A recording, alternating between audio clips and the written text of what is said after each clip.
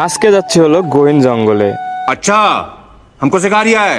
চলেন যাই, দেখা যাক গোয়েন জঙ্গলে কি অবস্থা।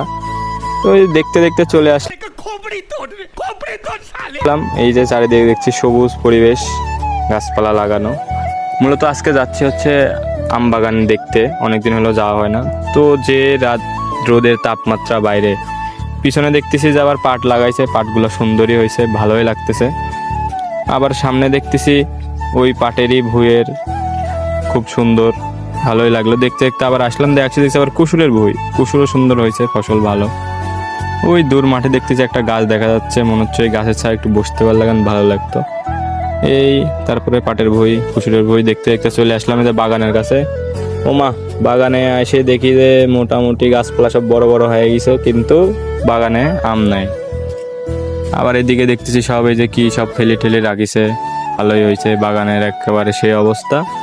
তা আমি দেখতেছি গাছে নাই আম, সব 4 পালা গরুরা আর 6 পালা ছাগলেরা সব লেয়া চলে গেছে। এই হচ্ছে অবস্থা। আসি দেখি মনটা খারাপ হয়ে গেল। তো দেখি গাছপালাগুলো এখন পরিষ্কার করতে হবে। ওই যে দেখা যাচ্ছে একটা আম, ডালের উপরে কয়েকটা আম দেখা যাচ্ছে, তো দেখি ভালোই লাগলো। তো এই হচ্ছে অবস্থা ছিল। ভালো থাকেন। क्या बात है सर, क्या बात है सर, क्या बात, ये बात है।